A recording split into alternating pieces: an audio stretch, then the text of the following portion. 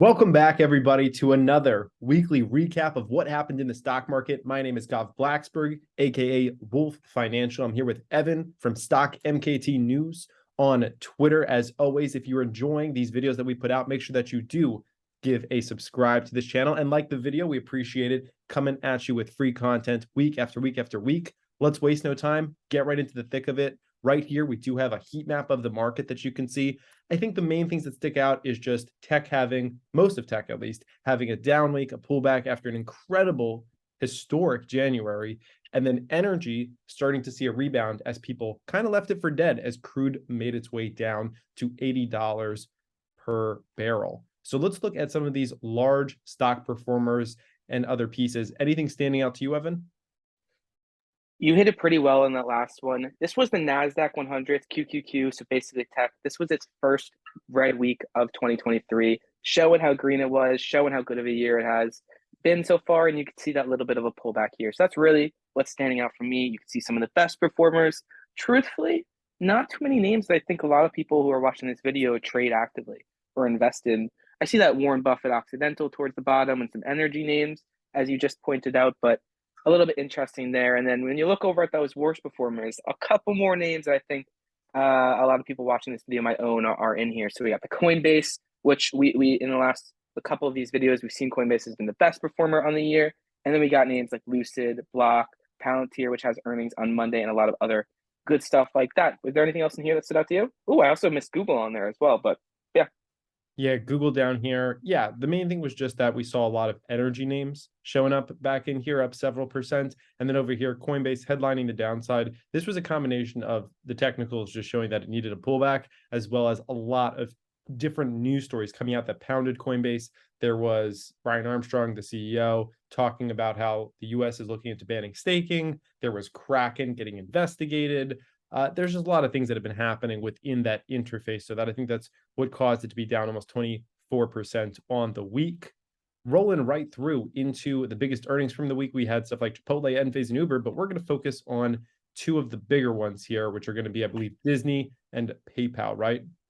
Yeah, so Disney's definitely the one I'm going to focus the most in on here. Beat EPS, beat revenue, but all eyes were on that conference call when Bob Iger came in. First, he announced that they are going to be reorganizing the company. It's going to be moved into structures ESPN, Disney Entertainment, and then Disney Parks. So we're going to have the Disney Parks in one area. We're going to have the streaming stuff in another area, and ESPN over on its own.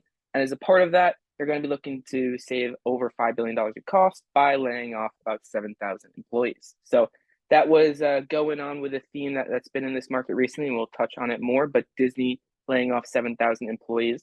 Disney also, their subscribers for Disney Plus came in below expectations, and not just a small miss, more than 2 million subscribers below expectations. So definitely a big focus. When Netflix did something like that, the stock got hammered. When Disney does something like that, they have enough other news coming out there to make them go higher. But definitely watch those Disney Plus subscribers. And then one other thing I want to note on here is that Iger, the Disney CEO, said he wants to bring back Disney's dividend by the end of the year. So originally, it will be kind of small, and then it should get back to the pre-COVID levels, but that is definitely on Disney's mind. And then over to PayPal, you can see they had a beat on EPS, a miss on revenue, but the thing that I want to focus the most here was their CEO, Dan Schulman, announcing his plans to retire from the company. PayPal is starting a search for his successor, but all eyes will be on that for me going forward. Anything else that I missed here? I think you hit it all. It was a smaller week of earnings than we've had in the past, but Yeah. still some significant moves. The one other thing that I'd point to was Lyft, which dropped nearly 35% the day after earnings. Really, we saw strong earnings from Uber, weak earnings from Lyft. It was a combination of both of those, just showing Uber continuing to establish dominance in the rideshare market. Moving into major headlines, boy, did we have a doozy of a Monday. We had names like Google, Apple, and others giving out some big information about things that they are working on and problems that they are having. You want to talk about a couple of these? Yeah. So the first one on here, Google confirming that it's working on a ChatGPT competitor named Bard. Bard is an interesting name that is getting a lot of criticism, and we'll see how this does going forward. There was a little bit more news on Google as well as they tried to show off everything that Bard can do and that Bard will bring to search. So some eyes there, but the market is not impressed with what Google announced. We'll talk a little bit more about that when we go through their event from the week. But Apple selling their latest iPhones at a discount in China is also a very big deal. This is not something that happens often. And as an Apple shareholder, it's my largest holding. This is something that is a little bit concerning in there. So we'll see. I don't think it's the biggest thing for the long term, but discounting the newest iPhones is not something Apple does typically, and may indicate some supply problems. But some demand problems. Sorry, we'll see on that one. But I also thought Boeing. They announced plans to lay off around 2,000 white-collar jobs in finance and HR. This kind of bucks the trend that we've been hearing from Boeing and talking about hiring and hiring and hiring. They're going to hire 10,000 people this year, but they're letting some of those white-collar workers go. And it's Any of not the just headlines added to them?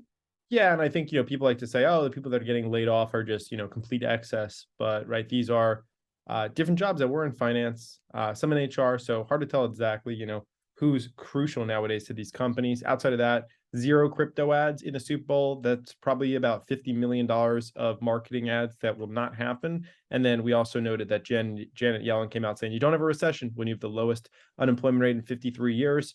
This would be pretty crazy if we ended up getting this. If S&P continues to keep going here and we don't see a new low, this would be the fastest recovery ever, I believe, from a technical bear market, I suppose, within the S&P 500. So definitely some interesting pieces. And there was some other news. There was some TikTok stuff. We talked about this, the New York Stock Exchange, paying in full 60% of the claims submitted after that recent glitch we covered a couple weeks back. I think we hit on most of the news, except I know you wanted to just touch on this story for a second, which was parent companies of Fogo, Panera, and Cava aiming to go public through IPOs. Are IPOs back? Who knows? We're going to see how they perform. Listen, I like those food places. Most of the people watching this video, I feel like won't know Cava Group. I might be in New York City, it might be a New York only thing. I could be totally wrong saying that. There's It's Cava really in good. Baltimore. Wow, look at that. I am a big fan of Cava. Fogo de Chao is obviously fantastic, and then Panera Bread is really good as well. Restaurants don't get the most love on public markets, but I'm excited to watch those for sure. And then the last story on here, all those AMC apes. AMC is changing the way they are ticketing or charging for tickets. So instead of just being a base price to get into the theater, now if you are in a really good seat, it's going to be more expensive. If you're in a shitty seat behind a pole, you're probably going to pay a lot less. So changing the way they price, a little bit interesting there. Yeah, hopefully you're not sitting behind too many poles at a movie theater. That's more of a sports game thing. But if I'm there for 50 cents, I'll sit behind a pole. Sounds good. All right, let's roll into Tuesday. We're really kicking off with this AI theme. AI has obviously been a huge theme for weeks now. We didn't do a video last week, but if we had, I would tell you that we would talk about how all the AI names and all the AI sympathy names were up hundreds of percent and running. And of course, Microsoft is the one that's kind of with the biggest name of them all there with ChatGPT, working that into Bing, trying to make this a thing, except I will never say, go Bing that. I don't think that's ever going to happen, but we'll see what they're able to make do. ChatGPT did go ahead and actually introduce their ChatGPT Pro now. You can purchase that on the website as well. I saw that for the first time today, but it's probably been out for a little bit at this point. And then there was a story from Fed Powell, if you want to cover that. Yeah, so he was speaking at the Economic Club of Washington, D.C. Anytime Jerome Powell speaks, everyone in the market is going to go and listen, at least while he is Fed chair. So he didn't really say too much. That was out of what we had heard previously, kind of reiterating on the stuff that we probably have a couple more rate hikes than the need to hold. He did reiterate the point that the U.S. has started a deflationary process or disinflationary process, whatever the actual word is. But we're just at the beginning of that. So a little bit to watch more there. And then I thought, look, this isn't going to move markets, but I thought it was a little bit fascinating. We found out how much Jerome Powell makes. He's making about $190K per year. He thinks it's a fair salary for the job. Definitely will make like 70 times that when he's doing lectures and everything like that outside of Fed chairman, but $190K per year for Jerome Powell to be Fed chair. Yeah, he'll make millions and millions of dollars from speaking opportunities afterwards, if he's not already doing that outside of his salary. So there's a lot to cover there, and the market definitely moved. One more story in there, though. One more story on Tuesday, that Facebook one, which is near the top of your screen. I think this is a fascinating one and one to keep an eye on. First of all, more layoffs might be coming at Meta. That's what they're kind of talking about here. And they're going through a process right now that they're calling flattening. basically they're trying to get rid of managers and managers and managers and managers and make it just a manager. So basically, those three other people, they're telling them go actually do stuff and do it or leave the company. So we'll see more layoffs there around Meta, and I think this is a theme we might see going on, trying to get rid of those managers. Got it. Condensing the organization. Wednesday, this was where the Google story really kicked in. They did a unveil of their new AI search product, Bard. When it was asked the question, it did give an incorrect answer on the screen. It was a minor incorrect answer. It was about You know what though? I think it tells was more the expectations given from Microsoft. The yeah, Microsoft event the day before, it had a lot more. It had, hey, we're coming on this date, where Google was only able to say, we're coming soon with a little bit less of it. And so I think that's overall what people were gravitating to, that like AI is everything right now, and Google's event just wasn't as good as Microsoft's. for sure. And it proceeded to sell off about 10% Yeah. in 2 days following that. So if you like Google stock, maybe it's trading at a discount at the moment. All right. Outside of that, there was the Look at Microsoft the first four headlines on here though. This tells you what type of market AI. we're in right now. Alibaba doing ChatGPT, Salesforce announcing Einstein GPT, Google going into AI, Microsoft 10x Bing searches. Like it's madness right now, and I feel like every single time that this happens, whether it's blockchain, whether it's weed, whether it's whatever, it's a great technology, but markets like to get ahead of itself. So I Yeah, agree with what you said earlier. You're not going to catch me using Bing anytime soon. And we'll see if they can do anything to change that. But nothing's making me lean that way yet. yeah, AI is coming for our jobs. Also saw a firm laying off people. I think we're going to see that continuing to happen throughout some of those tech names that really seem out of place at the moment.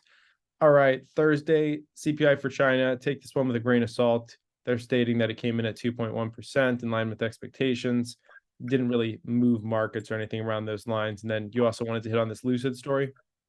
Yeah, so right now, if you are an EV company selling a car at under a certain price, you get a tax credit from the U.S. government. Now, Lucid did not apply for any of those or did not fulfill any of those. So now they are literally just creating their own tax credit out of their own pockets. They're paying back 7,500 to everyone who buys it. It's the same thing as just lowering the price by 7,500. That is not the best of headlines I would want to see for my company. But I think it also kind of shows you those Tesla price cuts, the reverberations that the market has had. I also should Hashtag, say big words in hashtag there. desperation. Yeah, yeah, and there's a couple of those type of moves in there as well. But Yeah, be interesting to watch how the EV sector really shakes up over the next year or so. for sure. And then we talked about, Consolidation incoming. Sorry. yep, we already hit on this story that was coming right here. So I think those are the main stories from the week, besides the one big one that came out on Friday. We're not going to cover too much more ChatGPT stuff. I do actually want to say that I'm excited for it to be inside of Word, PowerPoint, and Outlook. That's going to be much more exciting to me than inside of Bing. So I'd rather have it in Word. I'm looking forward to that. And I hope that Google does introduce something similar to Google Word or whatever they. I agree, but just Google one thing Docs. quickly. That search market share, a Microsoft executive, I believe the CFO said it. 1 point of gain in market share is worth $2 billion of annual revenue. So that's kind of why they're attacking it first. It is a massive pie to go after. But I don't want to dig too much into that. This other story on Friday, the SEC is investigating the Mormon Church.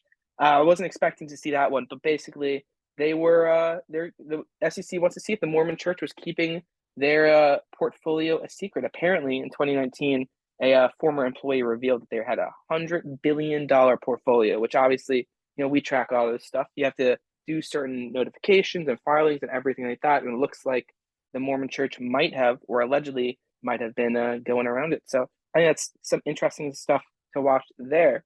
I don't know if you had any thoughts on that, Wolf. Yeah, we'll see how it plays out.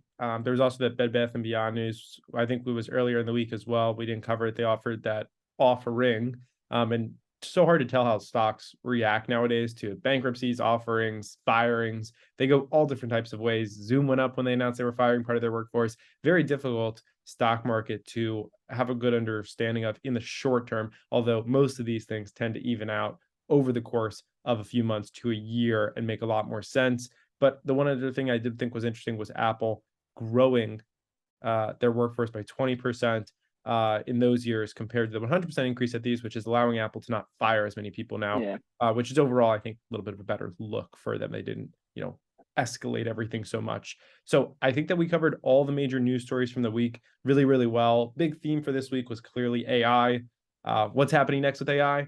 Yet to see. Will we have an AI creating these videos in 5 years from now? Who knows? I'm excited for it. If you enjoyed this video, do make sure that you are, again, please subscribe to the channel that you're seeing this on. We're going to be putting these out regularly. We're also going to put out a second video, which you should come back to the channel to watch, which is going to be a look at the week ahead. Evan, anything else you want to add on to this one? Nope. Appreciate the video. Make sure you like and subscribe to both our channels. We're doing more stuff just like this, and we'll see you next time.